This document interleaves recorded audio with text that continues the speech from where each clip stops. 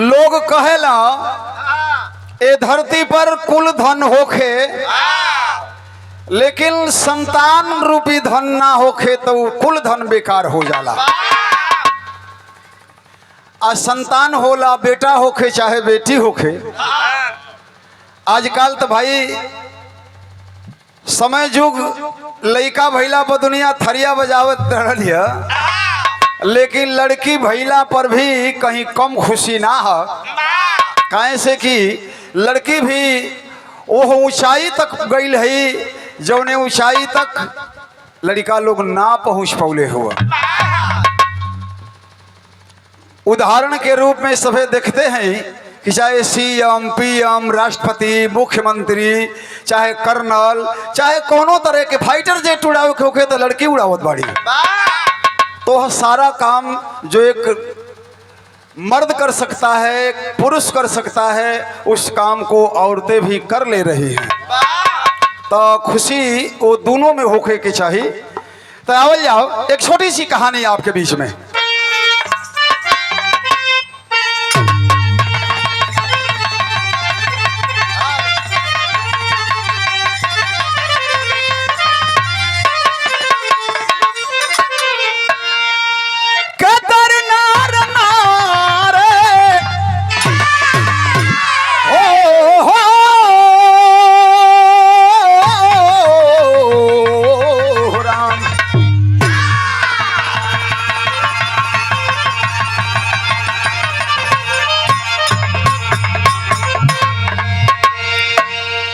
चार लाइन हमारे कवि भूमिका में भाव लिखले हुआ, बड़ा सुंदर बात लिखल गई है। कहानी यही जैसे शुरू हो गई है।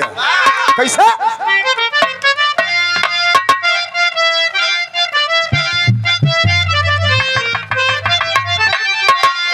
अरे उरी अजिर में अहंकार लेता जन्म,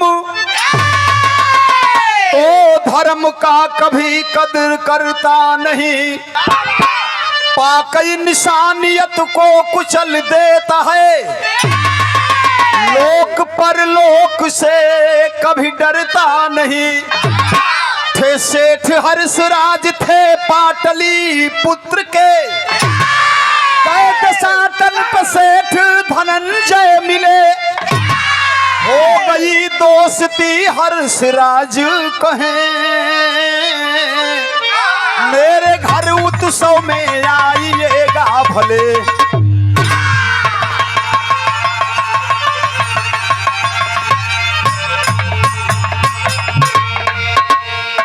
पाटलिपुत्र के नाम सबे सुनले हो, तरी पहले किताब में पढ़ावल जाए। उहे पाटलिपुत्र आज पटना के नाम से जौन बिहार का राजधानी है, वही के पाटलिपुत्र कहल जाला। वही पाटलिपुत्र के रहे वाला तब तक भाई राजा महाराजा लोग के समय न चलत रहल, जब पाटलिपुत्र के नाम से वो जनात रहल था। एक सेठ रहे, नाम है जिनका हर्षराज। हर्षराज सेठ रहे और बड़े धनवान व्यक्ति। बड़ा धन दौलत बात उनके इष्ट मित्र लोग कहल कि अरे खाली जिंदगी भर कमैबे कैला, आके कहीं खर्चो बर्चा कुछ करबा धरबा, कुछ घूमबा फिरबा, देसाटन करा, तीर्थ करा, गरीबन के दान करा, कुछ पुण्य प्रताप का काम करबा कि खाली बटोर बटोर धैर्य ही के फेर में रहत हो। तब उनका बात बुझाइल है तो सोचला कि अच्छा तनी हम देसाटन कली देखी दुनिया कैसन बा। घूमे निकल गई हो। वही घूमे के दौरान उनके एगो और सेठ से मुलाकात भइल है। वो सेठ के नाम हुए धनंजय। हर्षराज के मुलाकात धनंजय सेठ से भइल, आ बड़ा दोस्ती हो गई दोनों लोगन में। तो हर्षराज कहला, ए भैया धनंजय, अब तक तुम मित्र हो गईला, हमरा घरे कोनो उत्सव होखे, कोनो शादी विवाह होखे, चाहे हमरा घरे कोनो लड़का बच्चा होखे, हम कोनो फंक्शन करी तो बोलाइब तयबा कि ना कि दोस्तिया खाली यही जले रही। तो कहला, अरे एकदम बिल्कुल तू बोलई है, हम आई, हमके सूचना दी है कि नहीं हमारे यहाँ है तारीख के है दिने उत्सव बा, तो हम जरूर तोहरे निमंत्रण पे आई। बिरहा में एगो गीत लिखल गई है।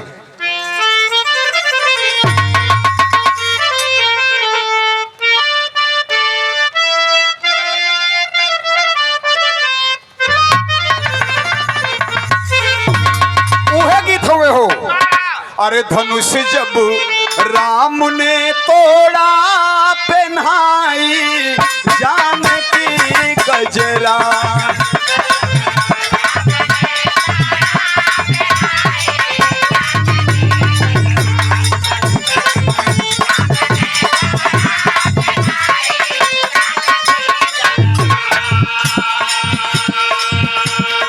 तने सरक गया मास्टर, तू ना पूछ पाओ तो का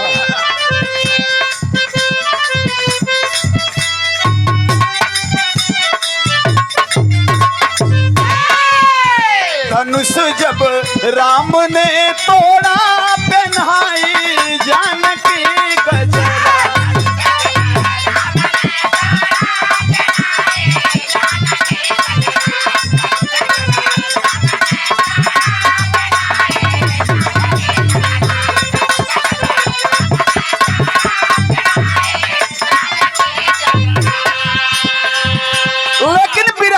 सुंदर बात हमारे कवि लिखले हुआ, समय ओ धन की धारा में दीवानी बह रही दुनिया।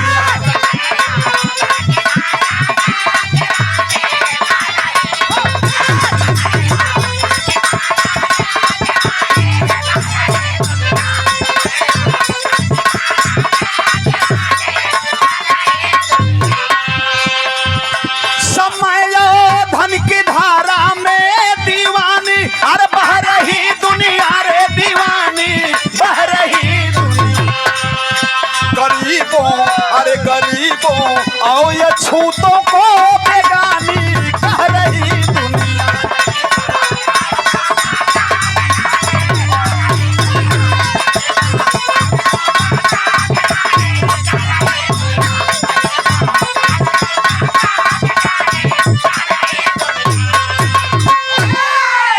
तई संसार कौन मार्ग पकड़ ले हो, ए धरती पर शरीफ आदमी कब जना था कि इज्जत न रह जाई।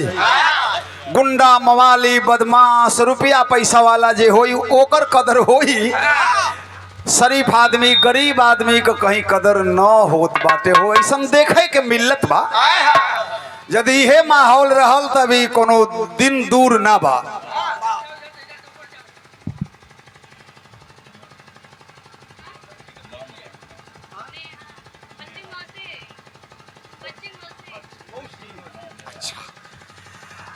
अच्छा देखें, यह सादर 201 रुपए से सम्मानित किया गया पुरस्कार आया है मातृशक्ति के रूप में। ये जो बच्ची हुई हैं जिनके इस बरही में यह कार्यक्रम रखा गया है, उस बच्ची की ये मौसी जी हैं, तो उनके तरफ से हमें सादर 200 रुपए आए हैं। तो गांव देहात में आदमी का खिस्सा कहेला हो, खिस्सा ये न कहेला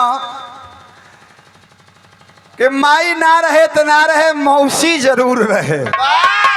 तो मौसी बड़ा वो बच्चन के माने ली, अपना बहन के लइकन के बड़ा दुलार प्यार ममता लोग देला। तो महतारिये समान होली वो मौसी भी। तो बहुत बहुत आपके हम प्रणाम करत हई, और बच्ची के हमरा ओरी से बहुत बहुत साधुवाद बा और बहुत बहुत आशीर्वाद है कि जिंदगी में परमात्मा जैसे दिए हैं अपने माता पिता के साथ रहें, लंबी उम्र हो।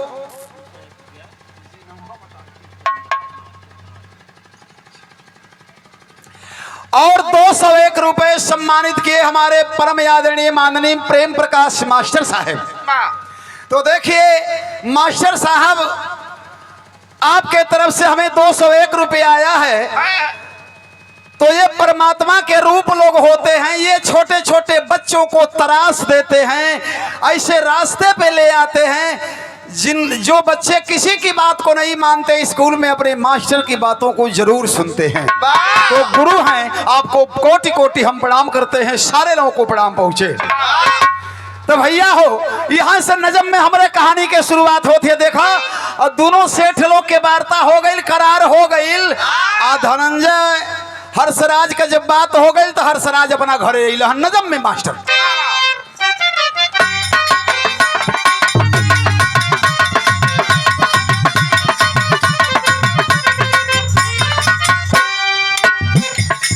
लौट कर देशाटन से हर्षराज आए हैं, लौट कर देशाटन से हर्ष राज आए हैं, मुनादी पुत्र जन्मदिन की बजाए हैं।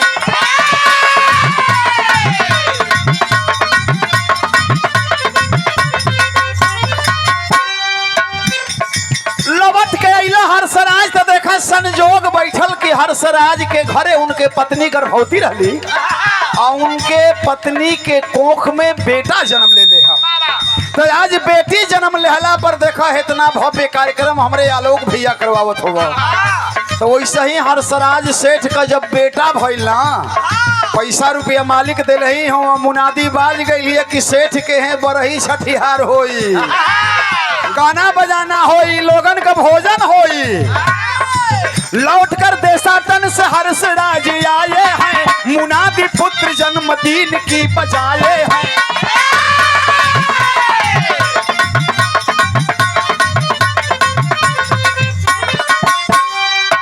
तो न्योता तो भेजोले हूँ अपने पूरे राज्य के लोगन के, लेकिन एक ही काम गड़बड़ कैला हर्षराज सेठ। का कैला? न्योता तो सबके देहला लेकिन एगो बिरादरी के न्योता ना देहला। का कहला? हमारे उत्सव में अछूत कोई न आएगा, हमारे उत्सव में अछूत कोई न आएगा, कोई आएगा तो बेमौत मारा जाएगा।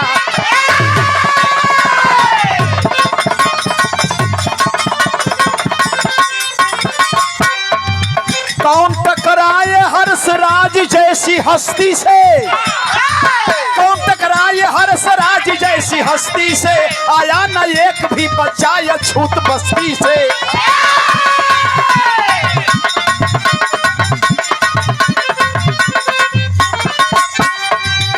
न्योता भेजोला तो कहला कि सब आई, लेकिन ये छूत बस्ती से हमारे यहाँ केहू के ना आवे के चाहिए। आ केहू आ जाई तो मौत से कम का सजा तो ना हो सकेले। तो जब न्योता ना तो काहे के केहू जाई हो। अछूत बस्ती से एगो बच्चा झक ही ना गई। अपना घरे चाहे दुख से सुख से नमक रोटी खा के आदमी अपन जीवन यापन कर लेता, केहू के एक दिन पोलाव या पनीर खा ले तो उसे गुजर हो जाई ना हो। एको बच्चा ना गई। तो देखा न्योता तो चारों ओर भेजवले हुआ हर्षराज, और वही नौका दोस्त धनंजय के यहाँ भी कारड गई हुए तो उहो आवत हुआ।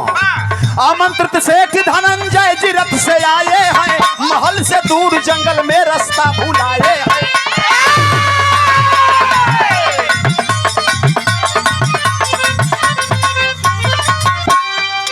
देखे 16 साल की लड़की सयानी है, देखे 16 साल की लड़की सयानी है, खेलती तितलियों संग नाचती दीवानी है।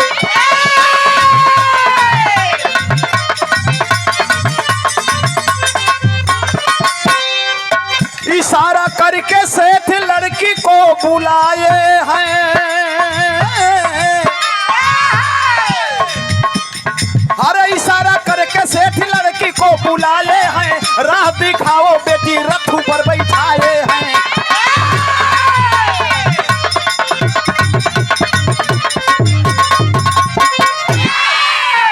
ए भैया धनंजय अपनी रात पर बैठ के नौका मित्र के यहाँ जाए के तो बड़ी व्यवस्था से आवत हुआ।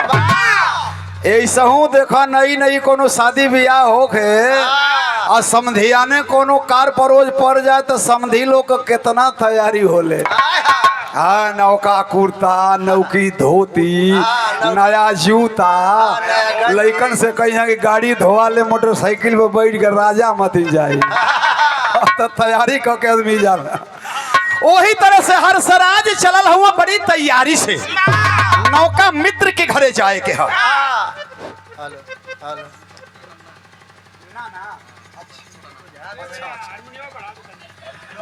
और देखें जो बच्ची यहाँ पैदा हुई है उनके नन्ना जी, उनके तरफ से यह पुरस्कार सादर 200 रुपया आया है।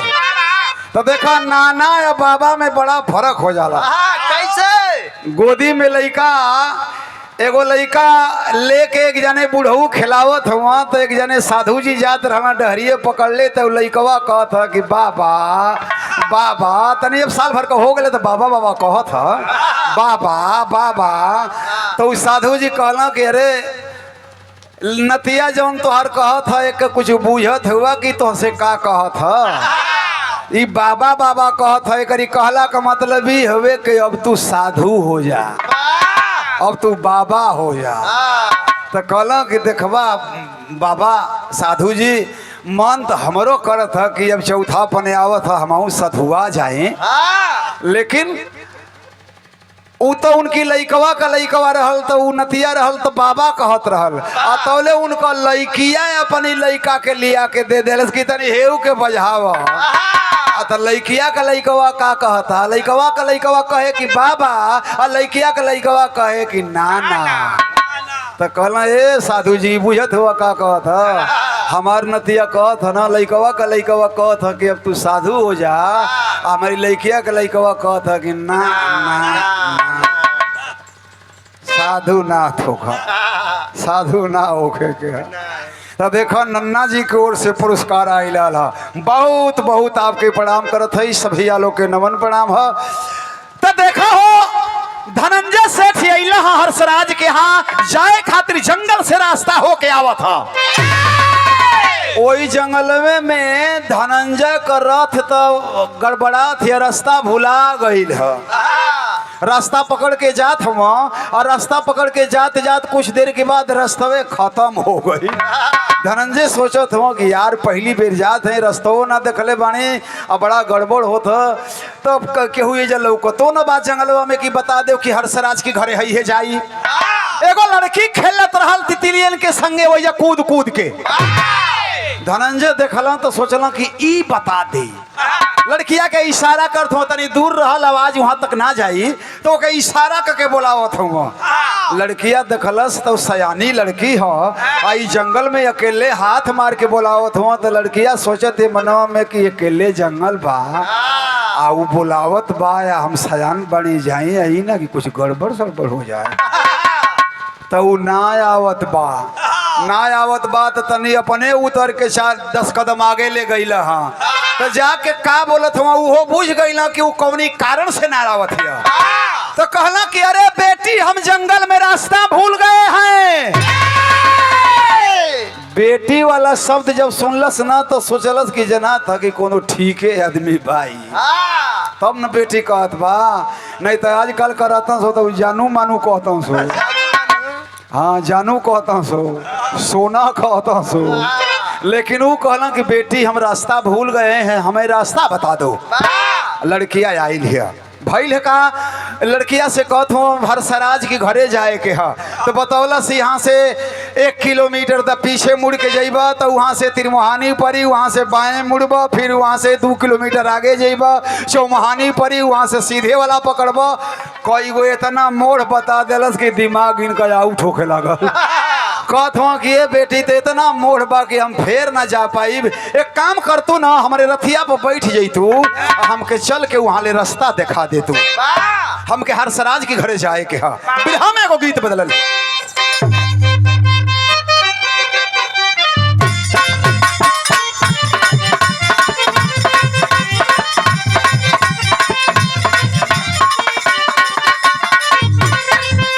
अरे ऊपर हो जाओ मास्टर, ऊपर आवा, ऊपर आवा। वह गीत हुए अरे हमरो बलम भोजपुरिया रंगीला, अरे हमरो बलम भोजपुरिया रंगीला, हमके बजरिया घुमावेला।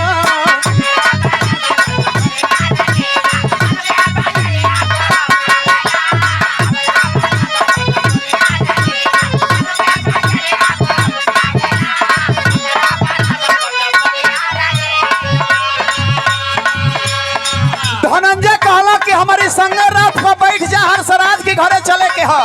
अरे का जो घूमत है वो मार जवार के नेवता हुए, पूरी तरकारी पनीर मिठाई कुल चली। चलो हमारी संगवा तू जो चल के खाली है, हमके रास्ता दिखा दी है। हर्षराज के यहाँ गैला का जब नाम लड़किया सुनलस ना तो का सोचत है, अरे हमरो खुलल तकदीरिया विधाता, अरे हमरो खुलल तकदीरिया विधाता, मनवा छोकरिया घूमे ले।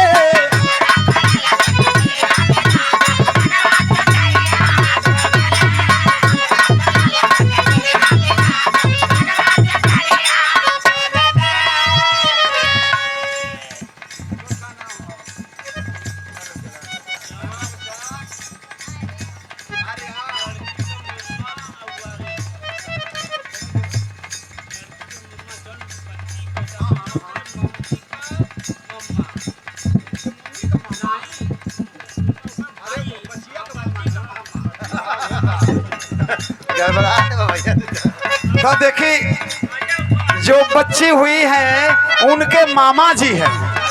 वाह वाह, क्या सम्मानित पुरस्कार आया है आपके तरफ से। सादर 100 रुपए ओ बच्ची के मामा जी के तरफ से आया है। प्रणाम करते हैं आपको, सारे लोगों को प्रणाम पहुंचे। लेकिन लड़कियां सोचत या कि वाह आज का तो शायद बड़ा नीक बनल बा, आज हर्षराज के घरे चलब तो हमहू पनीरे का सब्जी खाई और खाली रसगुल्ले खाई। हमरो खुलल तकदीरिया विधाता मनवा छोकरिया गुन ले।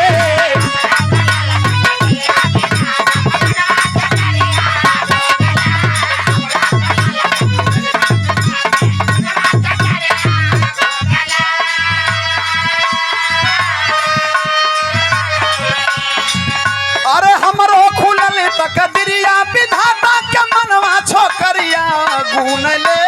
उत्सव देखब भर नजरिया विधाता, उत्सव देखब भर नजरिया विधाता। अरे मनवा लहरिया गुन ले।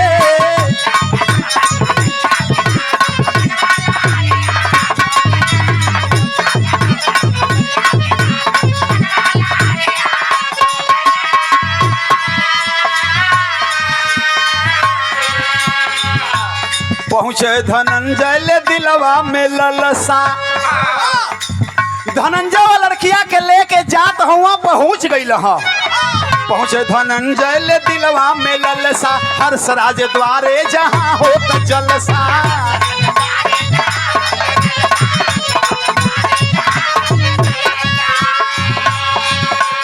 अरे सोहर गवेली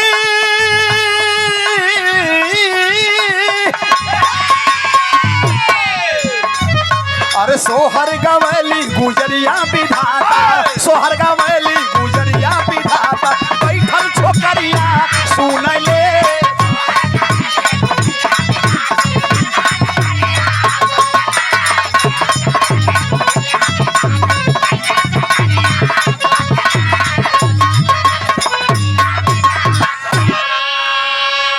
धनंजय के संगे बैठ के लड़कियां चल गई रास्ता दिखावत।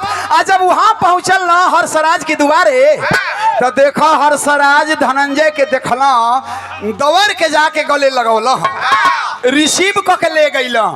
लेकिन धनंजय जब मित्र के अपनी पवला तब लड़किया और ना ख्याल कैला कि हम संगवा लिया के अली है।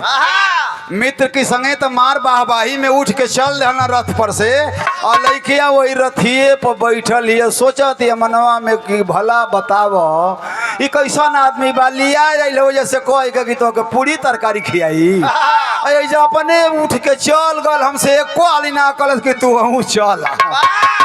लड़कियां मनवा में सोचत बा। लेकिन सेठ के है बेटा भइल ह, महल में सोहर गवात है लस्पीकर में। अरे लाउड स्पीकर मर्दवा भोजपुरी साहब भाषा बड़ी सरल भाषा है। एक जे बुझी ऊ बुझेला।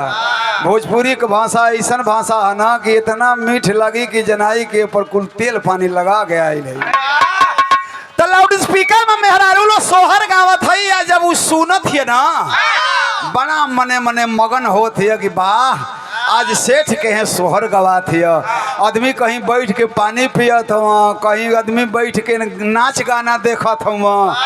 तो जैसे जैसे आदमी के देखत है मिठाई मुंह में गप गप डालत हुआ वहू को मुँह हिलत हो। वही तरह जाना था कि वो खाती है। लेकिन गड़बड़ा जात है, मन में सोचत बा कि गड़बड़ा अगल जना था कि सिलकिला आज ना बैठ पाई। नाच होत रहल वही जे हर्षराज सेठ की दुआरे। एगो नाचे वाली नाचत है, बड़ा रुपया पावत है। बिरहा में एगो गीत हुए।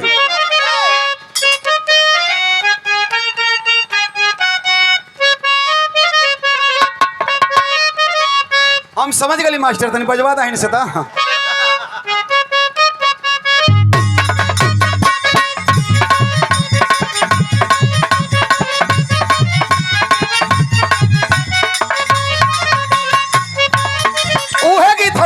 अरे चले लुडहरी नदी बीच नैया हिलोर मारे।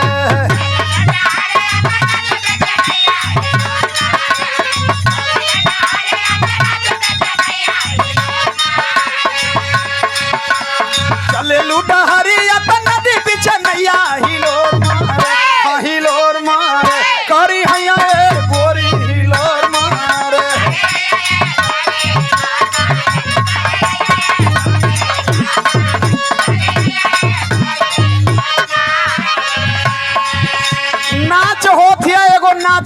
मार दे तोड़ तोड़ के नाचत हिया और रथिया पर बैठले वो लड़किया देखत हिया नाचेली पतुरी यही लाई के कमरिया नजर मारी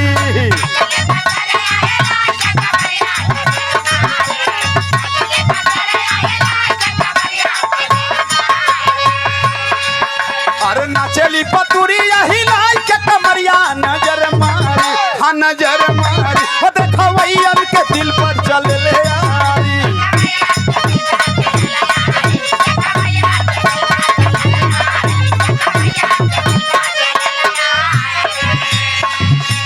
नृत्य मोहानी से केहू साँच नहीं होई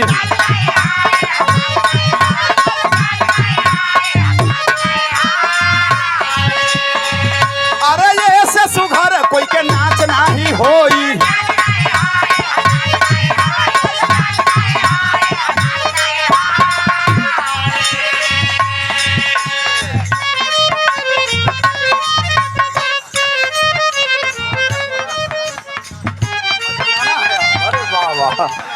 और अशोक कुमार हेडमास्टर साहब देखो नन्ना हुए तो नाना की ओर से देखो कितना खुशी का बात हुए हो कि आज नाना मामा सब लोग मौसी सब लोग यहाँ आये हुए आज सब लोग सम्मानित करत था पुरस्कार देता तो देखिए आपकी ओर से सादरी 500 रुपया और यह सुंदर माला देकर के आप सम्मानित किए हैं मास्टर साहब को कोटि कोटि प्रणाम करते हैं गुरु हैं आपको हम प्रणाम करते हैं सारे लोगों को नमन प्रणाम पहुँचे अरे नृत्य मोहानी से केहू साँच नहीं होई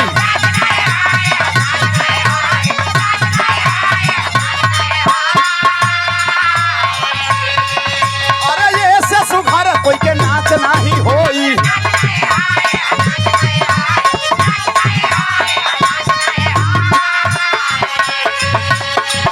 अरे सेठ हर्षराज दले नम मोहरिया उमर बारी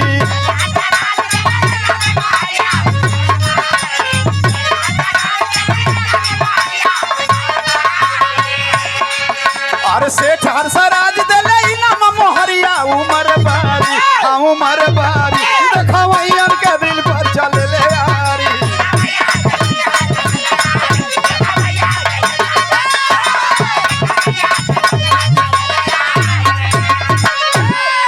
नाच होत रहल एगो नाचे वाली नृत्यांगना नाचत रहल हो ओकर नाम रहल मोहनी मोहनी नाम के नाचे वाली लड़की नाचत रहल मार दुनिया पैसा देत हिया तौले सेठ हर्षराज अइला हमारे आके ओके सोना चांदी असरफी रुपया पैसा कपड़ा लत्ता कुल दिल आ लड़की रथिए पर से बैठल देखत या तो मनवा में सोचत या कि भला बतावई ई सेठवा पगला गइल बा ई कैसन नाचत बाटे ऐसने नाचत बा कोनो निक नाचत बा निक नचतू नहीं खे मार 1 रुपया देते जना था ना कि जारुख न परस्ता रेण पर एक नाचे होते न बा मारे के असरफी सोना देत बा हमार तो नाच देखित न सेठवा हमार नाच देख ले तो हमको घर दुआर दे घर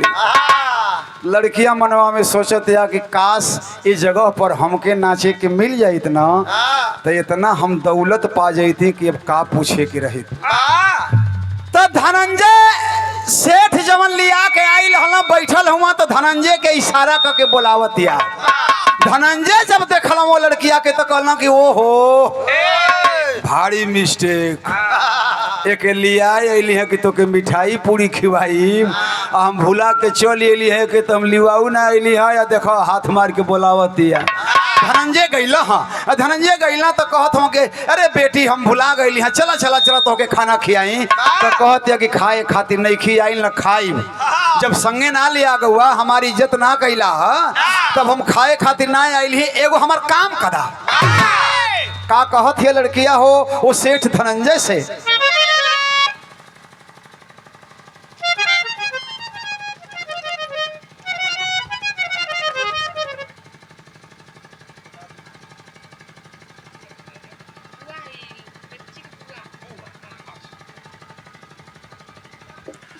और ये सादर 100 रुपये से मात्र शक्ति के रूप में बहन जी की तरफ से हमें ये सादर 100 रुपये आया है और ये रिश्ते में उस बच्ची की बुआ जी हैं, तो बहुत बहुत आपके प्रणाम करत हैं। बुआ या फूफा लोग बड़ा माने लोग भतीजन के। देखा हो आज बुआ अली है, इतना लोगन के बीच में आके हम गावे बजावे वालन के पैसा देहली, तो आपके हम प्रणाम करत है। सब भैया लोग के नमन प्रणाम हो। तो धनंजय सेठ से लड़किया कहत या कि अब मिठाई मत खिया, अब टाइम बीत गई है, कही हमार काम कदा। पूछत हो कि का बेटी बतावा, तो कहत बा बतावत है बिरहा कटेरी है।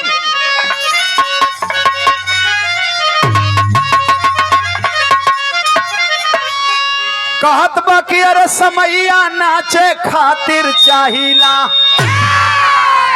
तनी आगे से बढ़ाओ मास्टर।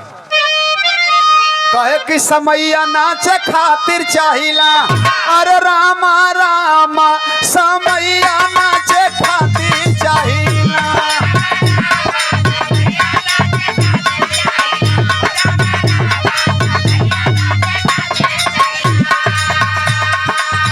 सेठ धनंजय से बाला देती दोहैया, समैया नाचे खातिर चाहिला।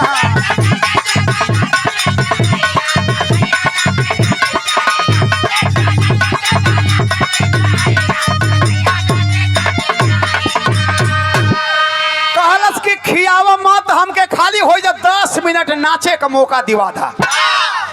तो धनंजय कहल कि नचबो करे लुका, तो कहल कि अरे हम नाचब तब न देखबा, हमके मौका दिवा दा। हरसराज से जाके कहला नया दोस्त हुआ, अब इनको बात कैसे टर जाई। कहला कि अरे हमारी संगवा एगो लड़की आयल है, तनी वहू के नाचे का मौका दे देते हैं। तो कहला कि लिया तोहरी संग आयल बा, तो का बात बा कि ये सिपाही सेठ धनंजय हरसराज जी मान गए। मंच पर वह लड़की तो सब दर्शकों के ध्यान गए। नृत्य कला में सब नर्तकियां उस बाला से हार गई। गूंज उठी महफिल, ताली से बाला बाजी मार गई।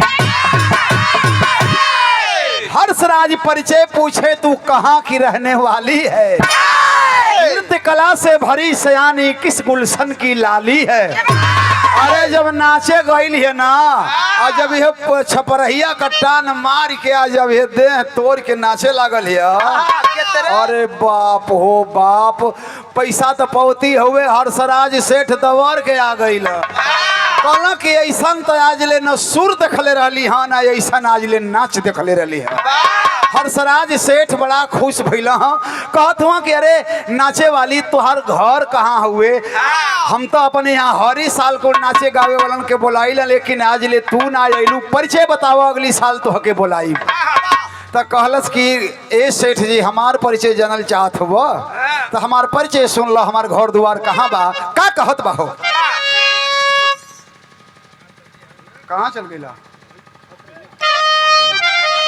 तो होगा आँखियों में कुछ हेल उहे तर्ज हुए। अरे पिया बिना देहिया हर पिया रईली सुन रे साखिया, दुखैली सुन रे साखिया।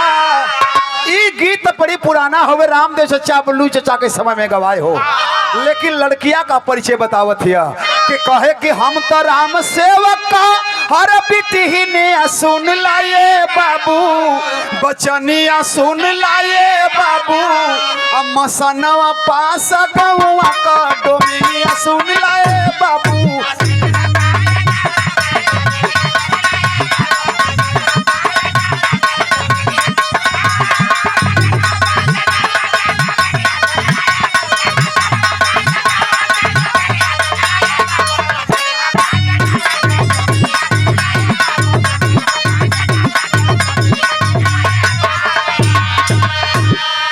नाम चांदनी हमार जाने ला जहनवा हो, आ जवन इच्छा होवे बाबू दे दा हमें ही नमवा हो। कलश के बाबू हमार परिचय पूछत हो ना,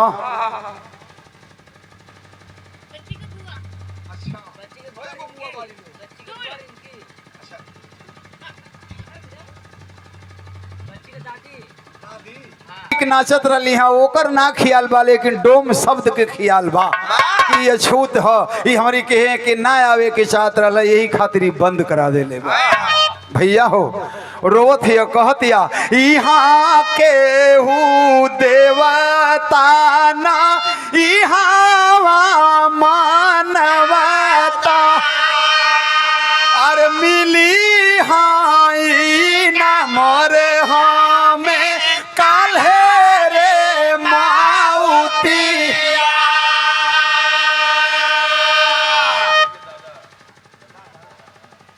और देखे उस बच्ची के दादाजी के तरफ से यह सादर 100 रुपए से सम्मानित किया गया। प्रणाम करते हैं आपको, आशीर्वाद है उस बच्ची को। सब भैया लोग के प्रणाम बाटे।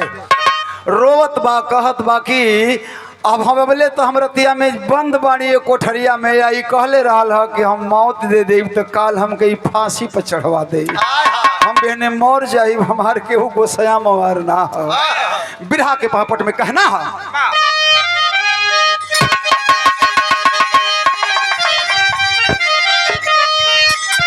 हरे झर झर बरसे बाला के नजरिया भोर हरिया में तोड़ के खिड़की भागल बा छोकरिया भोर हरिया में।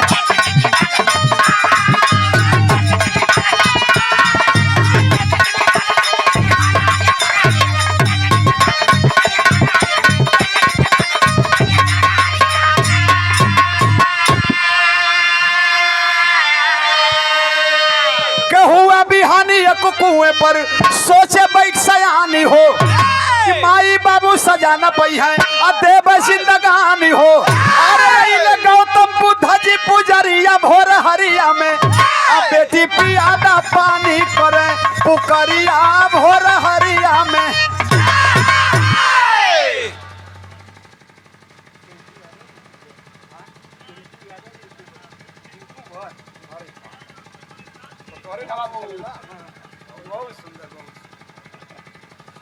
और देखें यूट्यूबर हैं हमारे भाई पिंटू यादव जी, सम्मान किए हैं सादर 100 रुपए से। हमारी शुभकामना है चैनल चकाचक चलत रहे। हमारे भाई के दिन दूना रात चौगुना इनके प्रगति होके इहो 10 रुपया कमाए कि इनहू का जीवन यापन अच्छा से चले। हमारी शुभकामना बा पिंटू भाई खातिर। बहुत बहुत धन्यवाद बाटे। सभी आलो के प्रणाम हुए हो। तो बाबू हो बंद बाटे जौनी कोठरिया में ना दुगो गार्ड लागल हलन सो, रतिया भर तो जागल हलन सो, भिन सारवा दोनों सूत गईल। और जब सूत गई ना तो लड़की सोचलस कि रहा यहाँ से निकल के भागी, चाहे जान रही है चाहे जान जाई। भले कोनो पकड़ ले तो मुँहे के तो ऐसा हूँ बिहने बा, कोनो पकड़ ले तो भले मार दे या ना पकड़ी तब तो बच के निकली जाई। लेकिन जब सुतलों सो दोनों न जोन गार्ड रहला सो इ निकल के भाग गई है। लड़की है ना कहाँ ले भाग के जाई। कुछ दूर जात जात सिहर गईल, एगो कुआं लौकल, वही कुएं पर बैठ गईल है। ये भिनसहरा का वारदात है। कुआं पर बैठल बाटे, सोचत है कि तनी और अजोर हो जाई तो चलब। आ तो वही कुआं पर वही रास्ता से भगवान गौतम बुद्ध उसी रास्ते से आ रहे थे। आज जब कुआं पर वो अकेले लड़की के भगवान गौतम बुद्ध देखला ना तो बाबा रुक गईला। कहला कि बेटी तनी ही हमार कमंडल या डोर ले ले तू, आहे कुआं से पानी निकाल दे तू, तो तनी हाथ वोत धो लेती या कुछ नित्य क्रिया हो जाई। तो कहत बा कि बाबा अरे हम तोहर लोटा डोर छूअब, तोहरी लोटा डोर से पानी निकालब, तो ये बताव तू के यूज क सकेला? कहला अरे करही खातिर न तोहसे कहत हई। तो कहत बा कि इतना न जानत हो कि हम कौन बिरादर क लईकी हई, हम डोम क लईकी हई। हमारी हाथ का पानी यदि तू पी ले बा, तू कोनो काम में ले ले बा ना तो तुम्हार धर्म खराब हो जाए। गौतम बुद्ध भगवान कहत हुआ कि बेटी तो ई तो हसे के बता देहल है कि तुम्हारी हाथ का पानी हम पी ले तो हमार धर्म खराब हो जाई। तो कहलस कि बाबा आज डोम के घरे पैदा भैला के नाते हमार आज जान जाए वाली रहल है, लेकिन हम भाग परा के लिए हैं अपन सारी बात बता दिलस है।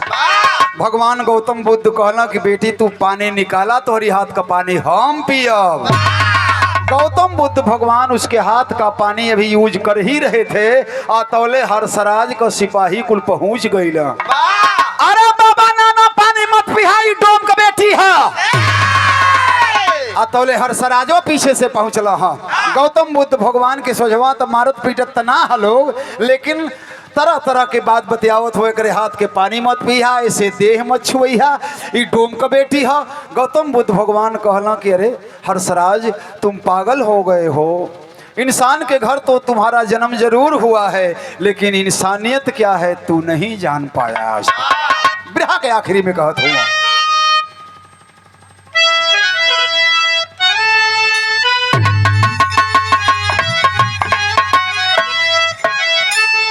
कि मानव धर्म से बड़ न कोई धर्म जग में, अरे मानव हो के भूलल मानव का कर्म जग में।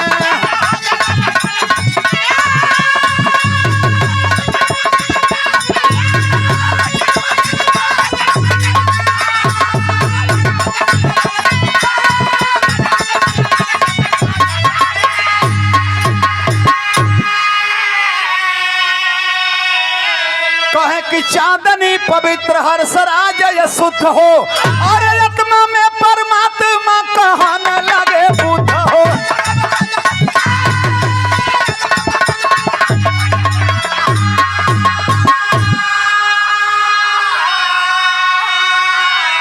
जो न जाने अबला के मरम जग में, कहना ए हर्षराज एकरी हाथ का पानी पी ले लेकिन तुहार आत्मा गंदा है, तुहरी हाथ का पानी ना पिए। तू इंसान के रूप में भेड़िया हो गईला, तू इंसान को खाली रूप ले ले बाड़ा, तुहरी अंदर इंसानियत ना रह गई बा। कहला कि चांदनी पवित्र है और आप अशुद्ध हो क्योंकि आपके अंदर जो मैल भरी हुई है, जो गंदगी भरी हुई है वह समाज में आपको कहीं भी नीचा दिखाएगी। तब जब कह देना कि चांदनी पवित्र बाया तू वहीं अशुद्ध हुआ, चांदनी का कैलस्य हो कि चांदनी भिक्षुड़ी बन के देने लगी भिक्षा, अरे बन के भिखारी हर्षराज मांग भिक्षा।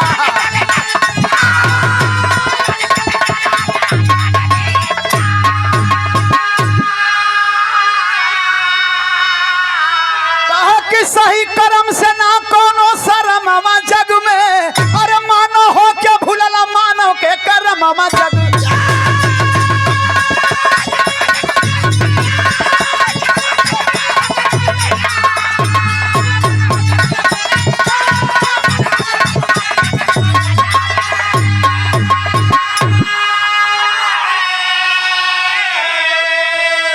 हर्षराज जाके गौतम बुद्ध भगवान का पैर पकड़त हुआ, कहत हुआ हमार पैर पकड़ला कोनो काम ना होके वाला बा। वही चांदनी का पैर पकड़ा, वही का दिल दुखौले हुआ तू। हर्षराज गौतम बुद्ध भगवान की बतिया के मान के चांदनी के आगे हाथ जोड़ला, कहला हमसे भूल हो गई है। चांदनी कहला सरे सेठ जी ऐसन काहे करत हुआ, हमारा हाथ आगे हाथ काहे जोड़त हुआ, हम डोम को बेटी। कहला अरे अभी कुल शब्द मत बोला। भगवान गौतम बुद्ध की बात को मान करके हर्षराज वहाँ से वापस हुए और चांदनी को बाइज्जत उसके घर तक छोड़े। भगवान गौतम बुद्ध की शिक्षाप्रद बात रही। भाव लिखा गया है गुरु बिहारी गुरु गणेश गुरु रामलाल गुरुकारी, स्वर्ग बसा चंद्रिका कवि बच्चन जी बने पुजारी। समैया क्यों बिगाड़ विधना कि पंचदारा कवि के सदगुरु एक सहैया, समैया क्यों बिगाड़ है।